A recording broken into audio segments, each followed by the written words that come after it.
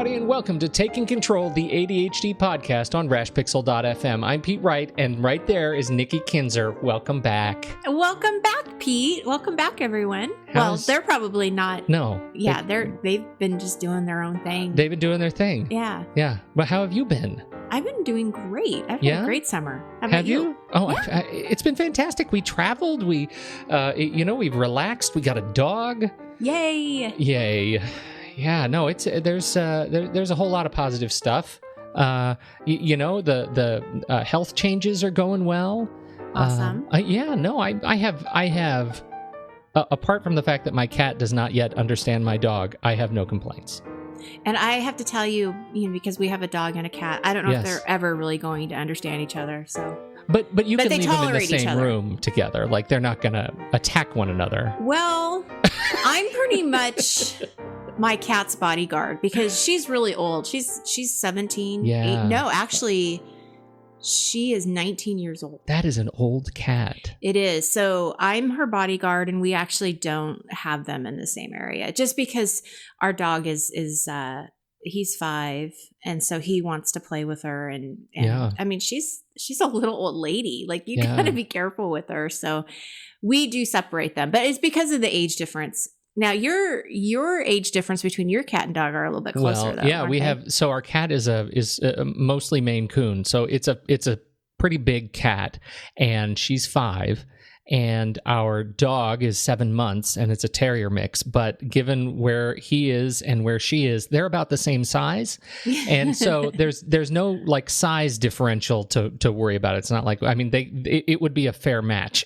Yes, yeah, but they'll get along just fine. I hope so. She's finally, my son has a bunk bed, so she's been sleeping up in the bunk bed for like the last 36 hours or 24 hours, not coming down. I just came down. The dog's on a walk, and she was eating, and so at least I know that she's not afraid to leave the room. Like, she'll take care of business. Has she like hissed at him yet? Yes. Yes, that happened. Gave him a flea bath yesterday, and she was on the other side of the door, the bathroom door, like staring at him. I took this picture of her like nose under the door. What's going on in there? You could really tell there's something she is not keen on, and she did hit, and she's not a hisser either. So this was fun. So anyway, enough animal talk. We are talking about transitions. Speaking of transitions, we've been on a break this month, and we are very excited to be back. I don't know about you, but I feel really good about talking ADHD after a nice little break. Yes, absolutely. And we have some great things coming up too. Some great guests are coming on our show. And so it was a nice time to kind of reflect, look at these surveys that I got back from people, what they want us to talk about, what they want to learn more about. And so, yes, it's been great. Before we get started, you know the drill, everybody. Head over to takecontroladhd.com. And if you don't know us, you can get to know us there a little bit better. You can listen to the show for free right on the website and subscribe to the mailing list, which is really the best way to ensure that you don't miss a single episode of this very show. You can connect with us on Twitter or Facebook at Take Control ADHD and call us. Leave us a voicemail at 503-664-48DD and get your voice, your thoughts, your very questions on this show. We would love to hear from you. And I think that's all the news right now. We have more news, and it's really struggling not to say it, but it's not quite ready. So consider this a teaser. More things to say later. Got it. Oh, I'm excited. Before we jump in, the kind listener Lauren has written us with some suggestions about the morning routine, and we got a bunch of comments and suggestions over the month that we were up. But this one, given the context of this conversation today, transitions, we thought would be a fun thing to read this morning from listener Lauren. So this is all about morning routines and the steps that she takes, or the thinking that Lauren takes to actually manage her morning, transition into morning. First, alarm. I change my alarm sound every couple of months so I don't get used to it and start sleeping through it. Or as soon as I do start sleeping through it, I immediately reset it. I can snooze. I assume she allows herself to snooze for 30 minutes or browse her phone for those 30 minutes. No news. I love this particular topic. Mm-hmm, yes, that is a very good one. It's a great idea to change the alarm too. I like that. That's something that we've talked about in the past. Just because you get so used to hearing it, you just ignore it and it doesn't mean anything. So if it's that new alarm sound, then all of a sudden it like wakes you up and you're curious, like, oh, what is that? So yeah. It's good. I think it's also easy to get used to the built-in alarm sounds, and there aren't all that many of them. And so, just look for apps in the App Store that give you new alarms, like different kinds of clocks that give you new alarm sounds. There are a bunch of them, I believe. And at least I use certain, meditation timers, and you can set them to go off at a certain time. And they give you different sounds that are a little bit more unique to wake up to, or something that'll allow you to wake up to music in particular is pretty handy. Some of the built-in alarms on certain platforms don't let you do that, but I love that idea. Also says, get out of bed immediately to go to the bathroom and take medications with a glass of water. She leaves the cup and medications on the counter. I have to do this before I pee, she says. I literally don't get to morning pee until I take my meds. I have a very consistent wake-up time, and weekends I only get to sleep in 1 hour max. Alarms for weekends too. Wow, she has some like major discipline here. Good for you, Lauren. Totally. That's awesome. I wish I could say I was like intentionally disciplined about this, but I think as I get older, my sleep schedule has gotten really regimented. Like I can't wake up later than my alarm has been going off for the last 10 years. You know what I mean? Like I'll wake, even if I don't set it, I'll wake up 5 minutes before it goes off. Right. Yeah. No, I'm about the same too. I don't typically sleep in too much longer on the weekends than I would during the weekday. But the summer has definitely screwed me up because my work hours do change in the summer. So I start later in the morning than I usually do, which means then I stay up later than I usually do. So the summer, it's going to be hard in the fall. Yeah. I'm going to have to retrain myself back. But this is good. She's great. That's great. And the next one also a mouth thing. Water, meds, and go eat easy snack breakfast. I have to eat with my medications, so snack bars, chocolate-covered almonds, cheese sticks are always available as an option. Sometimes I have a small yogurt or make hash browns and eggs, but I always have more than one quick breakfast option to choose from. Variety and easy. Smart. Mm-hmm. Start the morning playlist. Songs that make me want to move and feel happy and are all 4 minutes long. All of them randomly play, but when I start the playlist, I check the time and I now know how many songs until I need to leave for work. Then I'm not surprised by the 5-minute alarm warning, and I get out the door alarm. Two excellent alarms in particular. Well, and there is something about music too that just gets you going, especially when you're listening to something that you really enjoy and that uplifts you. I mean, it's a great idea. And the timing here, this is really great. I'm impressed. Oh, I love it.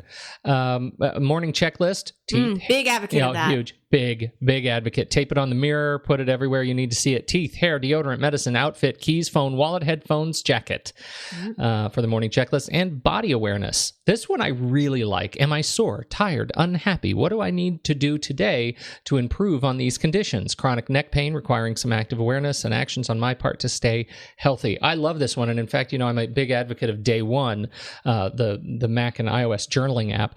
And I'm a subscriber to the service. I love what those guys are doing. And I just created a new journal for that sort of health and fitness awareness. And I make little notes each day on how I'm feeling, how my weight's going, how my diet and lifestyle are impacting my feelings. And I really live by this. I think it's great. This is one of the new things, the new regimens that I've introduced in the last month myself. So very excited to see I have a question. Yeah. I'm raising my hand. Yeah. So I know you've talked about Day One before. This is completely off. Sorry, Lauren, I'm going to interrupt this message here for a second. So I decided to start using Day One just in this last week. And I was unfortunate and fortunate to have some alone time. Which does not happen in my house very often. And I say it's unfortunate and fortunate because, I miss my family. It's very quiet when they're not around. But it was also very fortunate for me to have a couple of days where I was just it was quiet. And I decided to do some journaling, and I opened up Day One and I started. But I'm curious, when you said that you what's the premium? Like, what's the difference between what you get for free and what you pay for? Like, why would I want to pay for it? Well, I've been using Day One for a long time. And so I've been just sort of a supporter of the platform, and I paid for it the one time on the various platforms that you needed to pay for it on. And so the first thing you get from it is that, for me, I feel good about supporting developers that are doing this thing, for a living. And it's really hard to make a living when you're doing something that, you pay for software once, and for example, I bought the thing and then use it for years, and I expect them to keep it updated and secure as technology changes, but I never pay for it again. Like, as somebody who works hourly, whose life is really dependent on people continuing to pay me every month, I really value that. And so for that's the first thing that you get. You also get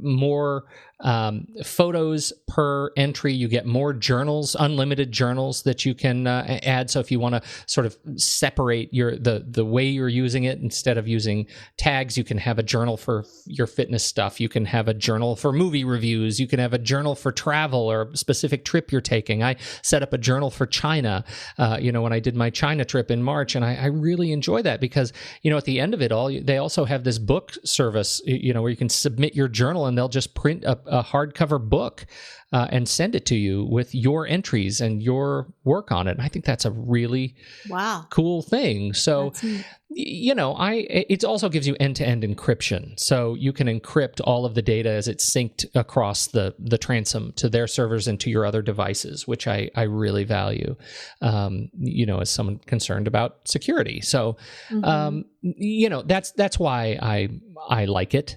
Your data ends up being unaffected. If you ever cancel your subscription, you can still always view, edit, you just don't get the features that you would have had, that you did have when you subscribed to premium. So that's Got it. All right. Well, thank you. You're welcome. Now I know. Yes, now you know. Right. Let's see. Back to Lauren. We have just a couple more points. She puts her lunchbox next to and on top of her purse, downloads morning playlists, queues up and downloads the morning drive and work playlist, includes music, podcasts, audiobooks, comedy, and sets an alarm for bedtime. Gentle sounds around 30 minutes before the ideal time to get to bed for at least 8.5 hours of sleep.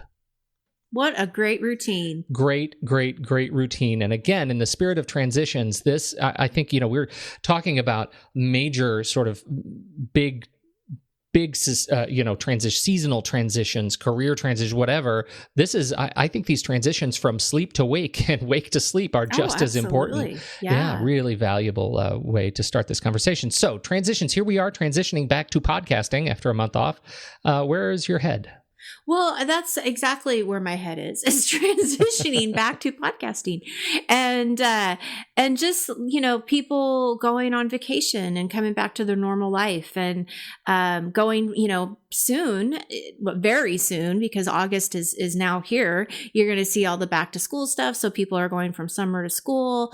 Maybe you're looking for a new job, a new home. I mean, those are kind of the bigger things. But like you said, Pete, waking up in the morning, going to bed at night, working on one project during the day and then having to switch to another one. Those are all transitions. So whether they're big or small, they can have an effect on you. And the reality is they're just not always easy.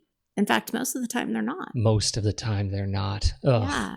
And a couple of things just to, educate people out there about why it's hard for ADHD. I think it's important to understand, how ADHD is affected by this. I think that hyperfocus is one of those things that can definitely, when not used for good, can get in the way of transitioning, because you may forget to transition. You're so into whatever it is that you're doing. The alarm again doesn't mean anything, or you didn't set the alarm to begin with thinking that you would be able to stop doing what you're doing, and time gets away from you, and that can definitely make the transition harder. And also that executive function of getting started is definitely going to play a big part here. Maybe you're feeling overwhelmed about the next project, and so you're not really sure where to start. So you know what? Let's avoid it, right? Avoidance strategies typically do not work. Procrastination, all of those things, can again come into play.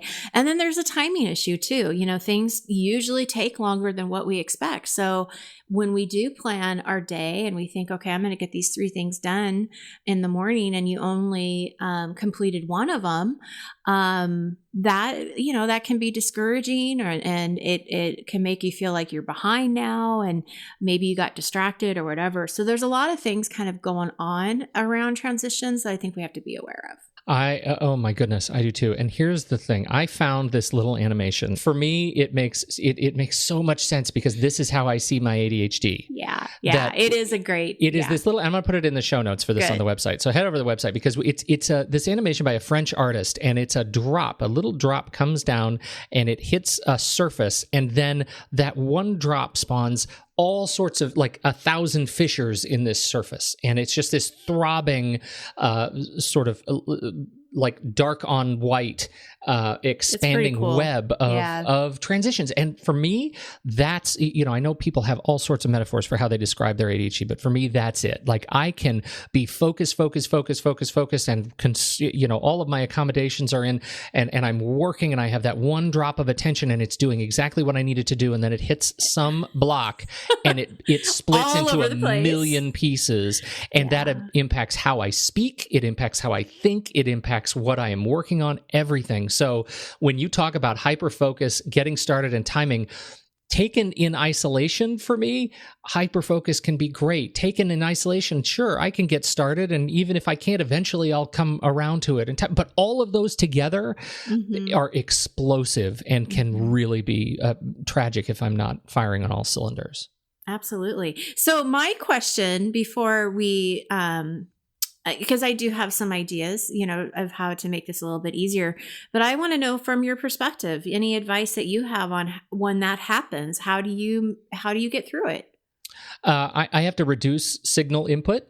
And I'm, again, I have a lot of years of accommodations that I've been sort of working on with myself. And so, it's important for me that my task management, my work box, if you go back many years to an episode we did, on the inbox versus the work box, the work box has to be able to be flexible and not show me everything at once. It has to show me exactly what I'm working on and what I need to work on next, and nothing else. If I see other stuff, I'll, it'll kill me. I'll be fissures in the surface and gone. I have to be super, super patient with myself. And that is sometimes the biggest fight, because it's hard to turn on patience.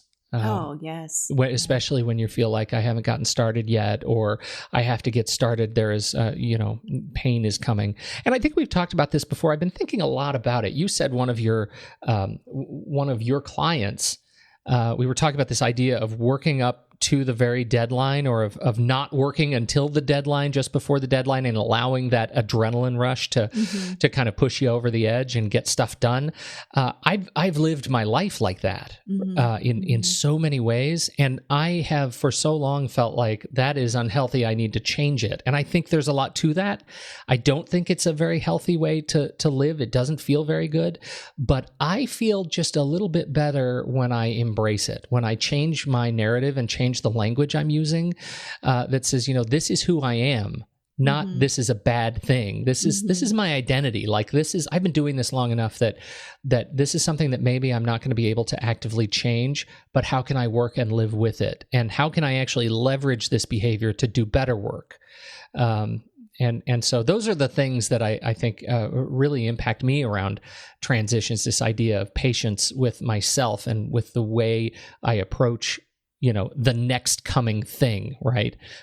School is starting. How is my life going to change? It was interesting when you were saying that you kind of go back to, some of the things at work, right? So you're looking, I got to make sure everything else is off and I'm only focusing on this one thing. Like, that's a strategy that know works for you. And just recently I had a client who was having a hard time transitioning from being at work to being at home. And the reason, and what I mean by that is that at work, productivity, got to get a bunch of stuff done, working my best to try to get this stuff done. And then now I'm at home and I have stuff to do at home, but I'm tired and maybe I'm not as motivated, right?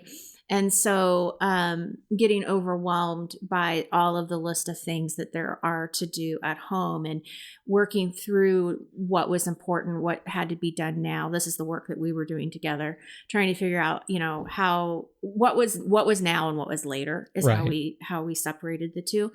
But recently he had reached out and said, I'm still really overwhelmed by these distractions. Like, I'm still not getting stuff done. And one of the things, without me suggesting it, I asked him the question of, well, what do you think you can do to eliminate some of these distractions to get, back on where you want to be? And he said, oh, well, I need to think about the next 3 things that I'm going to do. Like, that's what I need to think about. So he kind of, without me telling him, he was able to reach back into his toolbox and say, wait, this is what's worked before. And then I got an email from him last night saying, it worked. Oh, yeah. I was able to come home, think about what I was, on my commute, think about what those next 3 things were, came home, got those 3 things done. So I think it's also just taking a step back and remembering, or trying to remember, like, hopefully you have this documented. And I'm a big advocate of documenting the strategies that work for you, because we do forget them. And so when you're struggling, it's great to go back and pull those things out and say, okay, this works now.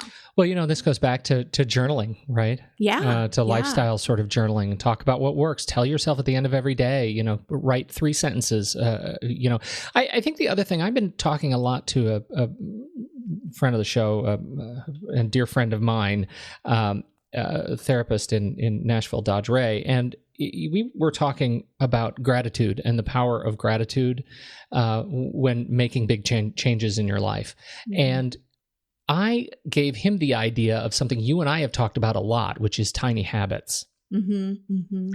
And he reported back to me that he associated a gratitude meditation with every time he went to the bathroom and was washing his hands. Instead of, remember the whole idea originally was, every time I go to the bathroom, I do a push-up, right? That's the way to learn to do push-ups. That was a tiny habit to change your life. And instead, Dodger said, every time I go into the bathroom and I'm washing my hands, I take a moment to say to myself about how grateful I am for the life I'm living, for the things that are happening to me, for the space I'm inhabiting. Even as frustrated as I am, I put all of that away for just the length of time it takes to wash my hands. And that helps me recenter and navigate the world around me in a much more grounded and appreciative way. And I found that a really moving association for tiny habits. And I think, I think in terms of making transitions, being grounded and approaching the world in a way that is, that is one of grace, especially in kind of tumultuous times, is, so much better. Oh, I agree. Because then you're shifting your focus from, something that's negative to positive. And I learned a long time ago from my mentor coach that the brain can't do both. And so if you have a choice, which we all do, we all have choices, right? Then focusing on that gratitude can make that other icky stuff, not so bad. Exactly. So I like that. Thank you. That's great. That's great. That's a great strategy. I know. Number 1 right there. Put that in the list. What's That's next? Right. Well, some of the things that with transitions, especially when you kind of know they're happening, right? We know that summer's going to come to an end in about a month. We know that, if you have kids, they're going to be going back to school, and there's going to be lists, and there's going to be things you're going to need to buy and all of that. And even in that day to day, when you're transitioning from meeting to meeting, I think that one of the best habits, one of the most effective habits, and I know you practice this, is planning for it and adding that little buffer time. So what that means is not overscheduling or overbooking yourself with appointments, and not having appointments back to back. And remember, at one point, I think it was in the time course, that we talk about the Kramer effect. Like, you walk in like Kramer from Seinfeld. Yeah, right. and you're all rushed and you're like, okay, I'm here. And that's not a great way to start a meeting or anything. Right. So it's planning ahead, and this is not easy. I'm not pretending like it's easy, and you may need to get some help from a coworker or a friend or your spouse or your coach, to kind of help you look at how you want to schedule your day. But having that buffer time, I think, is really important because it does give you that time to breathe and wash your hands and think about gratitude. Yes. It gives you that moment to walk outside, and especially, in Oregon, we have such beautiful summers and we just don't get the hot weather all the time. And so I make it a point every day to walk outside and just breathe in and out and listen to nature, because it's just such a beautiful time right now. But those types of things will help you at not only transitioning, but also staying focused on what you need to stay focused on, whatever that might be. Absolutely. This is my tip about the hyperfocus, because like you said, it can be a really good thing, right? I mean, hyperfocus can be a superpower if you use it correctly, but it can also be a huge downfall. And I think that if you rely only on an alarm to try to get you out of hyperfocus, that might not be as successful as if you actually have somebody call you or have somebody come into wherever you're at, your home, your office, whatever, and say, hello, Pete. Yeah. Right. You have asked me to, tell you that it's 10 minutes to noon. And so having that person is so much harder to say no to than the alarm. And so that's something to think about if you're trying to break that hyper focus, is to really have a person rather than just the alarm. What are your thoughts on that? Yeah, I agree. I think when I'm really struggling, it's largely when I don't have somebody else to kind of mirror their work pattern. And I work out of my house, my home office, but so does my wife.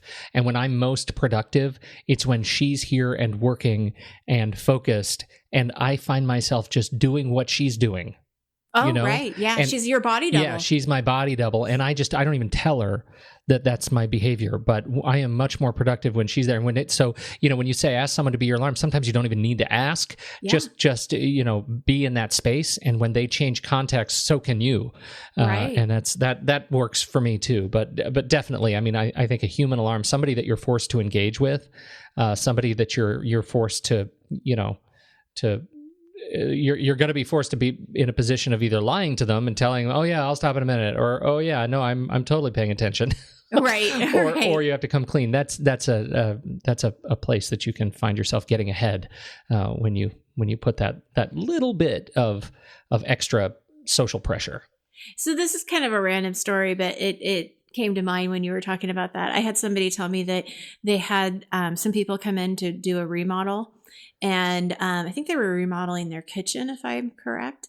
And every time they came into work, that's when she would work. Like she had a bunch of she went through the paper solution, my online course. Sure. So she was going through the steps of that. And so when they were coming into work, she would actually be working on the paper solution. And she realized it's like, well, they're my body double. Because they don't know. They don't even know it. They don't know it. But while they're working, I'm working. And then when they leave, I'm done. Oh, that's so good. So yeah, creative. I mean, it's a good way of looking at it. We got a couple of bigger transitions, right? Because this is summer and we've got vacations and kids going to school. How do you handle that? Yeah, I think that the vacation, and I learned this early on for myself, and I think it's important for everybody. When you go on vacation, I know we tend to want to, use every single day to the fullest, but I definitely think it helps to have a transition day. So if you are on vacation for a week and say you leave on Saturday, I highly suggest that you come back on Saturday, not Sunday, and start your workday on Monday. I think having that Sunday of where you're just home, you have a whole day to unpack, you can do your laundry, you can go to the grocery store, you can get whatever you need for your pets. Like you can kind of regroup yourself and giving you that day to do those things. It's really hard if you come home on Sunday night and you have to go to work the next morning to transition. I mean, it's really difficult. You know what? I would say that if you are somebody who is a return Sunday, work Monday person, and you just try returning Saturday with a break day, you will never go back. I agree. It's so rewarding to have just the extra time to breathe. Yeah. And it's transition time. Yeah. I mean, it is time to, go from vacation mode to, okay, back to normal life. I mean, yeah, for sure. So that's the thing I would really encourage you for vacation, which a lot of people are taking vacation now. And I think if you have kids going back to school, and Pete, you can chime in. This is tough because I have waited to the last minute to buy school supplies, and I really screwed ourselves because everything was gone and we had to go to the expensive office store to buy pencils that were like, I swear, $20. I mean, so I can't say that I'm like 100% on this because I do tend to procrastinate when it comes to the kids going back to school. I am that mom that really... like, I hate this time because I really like having my kids home. And I really love summer. And so it is hard. It's hard. I don't know. I feel like I'm probably not the one to talk about this. So Pete, please share your expertise on us going back to school. Oh not my us, gosh. but our kiddos. No, I am probably not either because I also hate this time, but I am an avid Amazon back to school shopper. I'm sorry. That's a great idea. Yeah, I never thought about that. Oh, it's huge. And you know what else is great? That they have this thing where you sign in at back to school season. This little pop-up will come up and it'll read where you are, and it'll say, hey, do you want to support this particular school? For every purchase, we'll drop back a few pennies toward the school that you're buying for, right? And we've always done that with our elementary school and middle school and now high school, and it just sort of feels good. And I can't go out to Office Depot again. I can't during back to school time. I am too, honestly, it's not because of anything I feel about Office Depot. It's one of my very favorite stores in the world. But at back to school time, it's like me and the Oompa Loompas leading me down the candy path of all the wonderful toys and candies for me to look at. And that's just because I have a weird obsession with office supplies. I can't, it's too overwhelming for my brain. I can't do it. And so, no, I sit down with my kids and we'll get on Amazon and we'll look at the list of things that we have to buy and we'll go ahead and make the purchase. And honestly, my kids are even better than I am at this point about reusing stuff from the last year. So at the end of summer, they go through their material and make sure that their notebooks that are still working, binders and things, they clean them up. And so we have less to buy each year. I'm Amazon for the win. That's what I'm doing. And I never even thought of that. Isn't that crazy? And that's what's so cool is that they can sit down with me and pick it out. And everything is there. The specific model numbers, everything they need is there. And it comes within a couple of days. Wow. You just changed my life.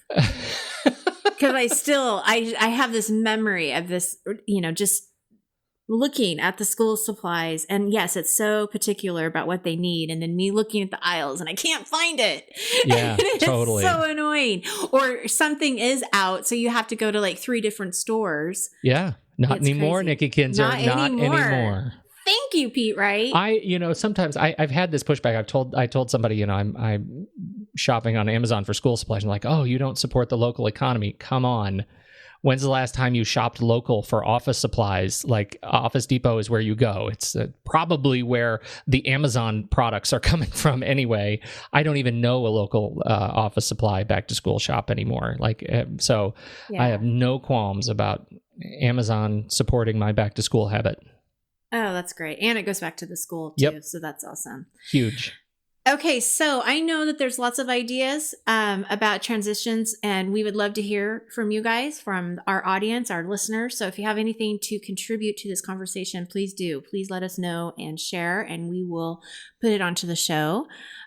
Quick review. One of the things that was asked, and I think this is a great idea, is at the end of the show to just do a little quick review of what we talked about. And we I talked love about this. a lot today. Oh, I know. And I wasn't even, this is going to be hard, Nikki Kinzer. Well, it's not to recap everything. It's just to sort of like review that this is what we talked about, right? Because otherwise we'd be on here for another 20 minutes. And That's right. Yeah, no, we started with the morning routine, right? From Lauren. We did. And then I rudely interrupted. Yes, and I shared the beauty of the Day One app, and the link to Day One is in the show notes. Awesome. Then we talked about your tips on transitions and your gratitude, right? We the talked about gratitude tiny habit from Dodge Ray. Yes, absolutely. Love that. And then we talked about giving your space for transitions around vacation, planning, having that buffer time. Expecting them and planning them will definitely make them better. And Amazon, I think, is the biggest win today. Amazon for the win. You know what? I think I'm going to see if I can dig up a link for the Amazon Gives Back program. I don't even remember what it's called, but I will find a link. We'll put that in the show notes as well. And one more public service announcement, because we get these emails from time to time of people saying, where are the show notes? And so here's the deal with the show notes. The show notes are on the website at the episode number. So if you can just go to Take Control, or you can just go to Take Control ADHD. You almost said organizing. I did, but I was trying to be subtle about it. It's been a long time. How did that come up? Habit. So you can go to takecontroladhd.com/podcast/episode number. Like this is episode 305. So /305. And you'll go to the page for this episode, and all the show notes are there. In your podcast app, if you go to the place where there's writing about the episode, there's a show notes page on all the major podcast apps. So you can just usually swipe over and read the show notes, and all the links are there too. So the notes are always bundled with wherever you're listening to the show. And so if they're not bundled, it means somebody is scraping our episodes, and you should find a better place to listen to the show. And then you'll get the show notes. But the website and in the major podcasts, in iTunes, they're there. So that's the deal on show notes. Well, and that's another reason too to sign up for the weekly update, right? Because every week I send out a newsletter to highlight what our show is about that week, and I also give a lot of extra insight and extra material and content in those newsletters. And so, I'm thinking out loud and processing this, but it may not be a bad idea to have some of those show notes into that newsletter too, so it's there as well. So. Yeah, and we do put we do have the major sort of paragraph write up on what it is, but generally don't include the links that we put in that newsletter. So that's something that if we're interested in doing, if people think that would be useful, we could put those in there too. Let us know. That's all I got.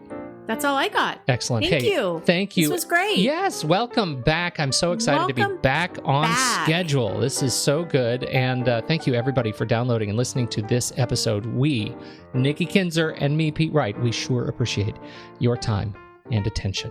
We'll talk to you next week right here on Taking Control, the ADHD podcast.